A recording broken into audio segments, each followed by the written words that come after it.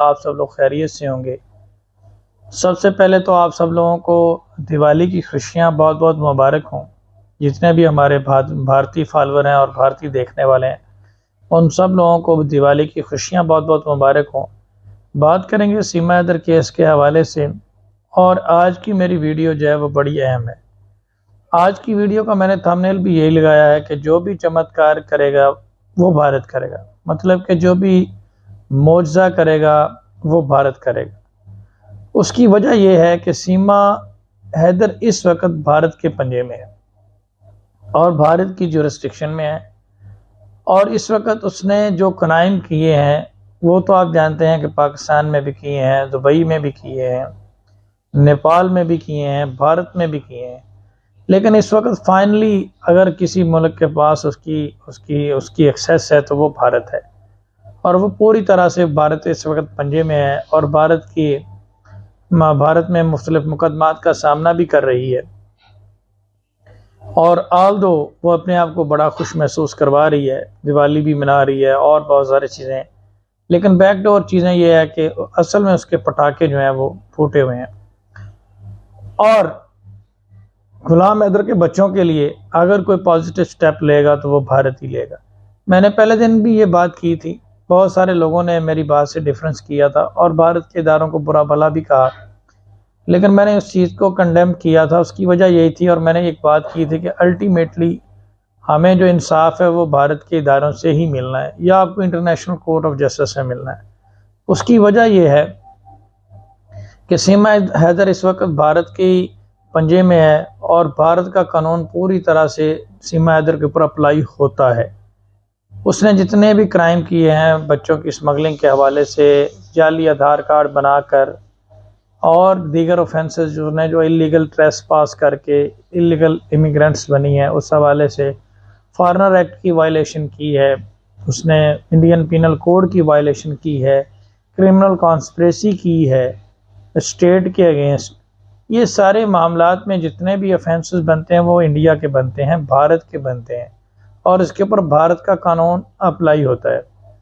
बहुत सारे लोग ये सवाल करते रहते हैं कि पाकिस्तान में अभी तक क्या हुआ। देखें, सीमा हैदर पाकिस्तान की कस्टडी में नहीं है और पाकिस्तान के में उसने जो क्राइम किए हैं उस हवाले से पाकिस्तान के तमाम इदारों को कम्युनिकेट किया गया है। अब फर्दर स्टेप ये है कि सीमा हैदर इस वक्त पाकिस्तान में मौजूद नहीं है, इसलिए पाकिस्तान का कानून पूरी तरह से सीमा हैदर के ऊपर अप्लाई नहीं हो रहा। और यही वजह है कि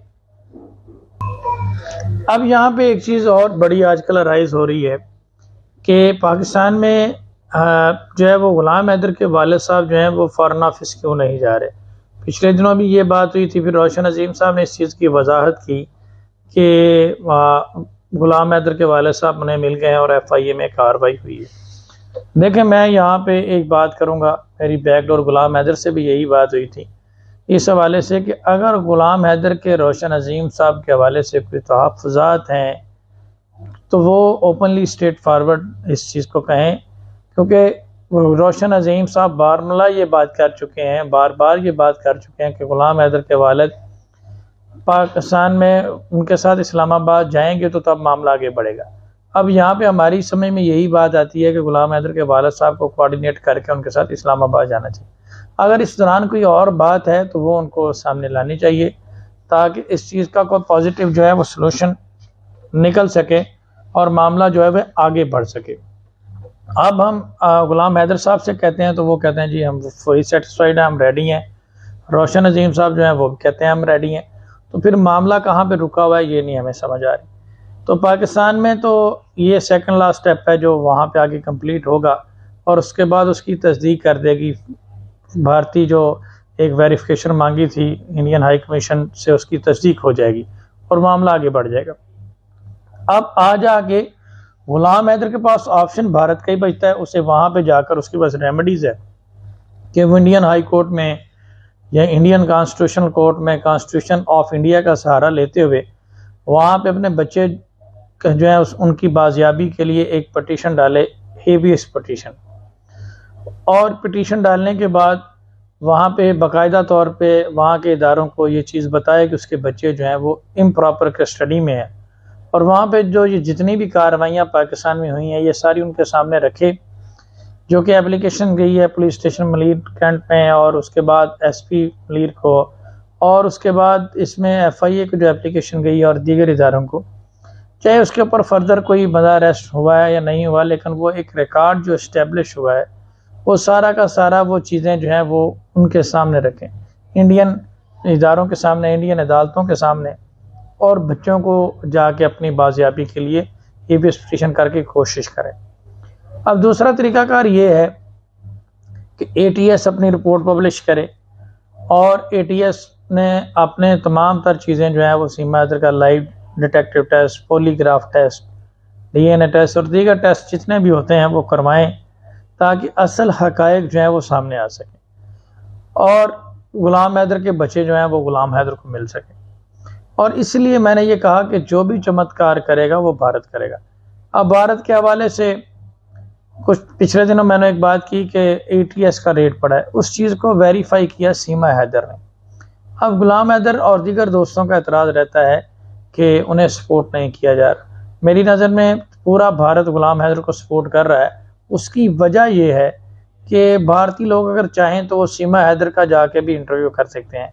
और मिलियंस में फॉलोवर ले सकते हैं, लाखों में फॉलोवर्स ले सकते हैं, उसको सपोर्ट कर सकते हैं, क्योंकि वो तो भारत में मौजूद हैं और सीमा हैदर उनकी एक्सेस में है और उसे इंटरव्यू देने का शौक़ भी बड़ा है, क्योंकि वो एक सेलिब्रिटी बनना चाहती है और सीमा हैदर के बच्चों का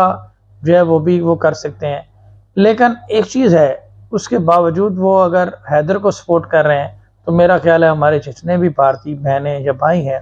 जो गुलाम हैदर को सपोर्ट कर रहे हैं, हमें उनकी कदर करनी चाहिए और हमें उन्हें बहुत ज़्यादा अप्रिशिएट करना चाहिए कि वो वहाँ पे रह कर सीमा हैदर को नहीं, गुलाम हैदर को सपोर्ट कर रहे हैं। तो यहाँ पे फुल सपोर्ट तो गुलाम हैदर को है। अब चमत्कार या मुआवजे का इंतज़ार है तो वो भारत के इदारों को करना है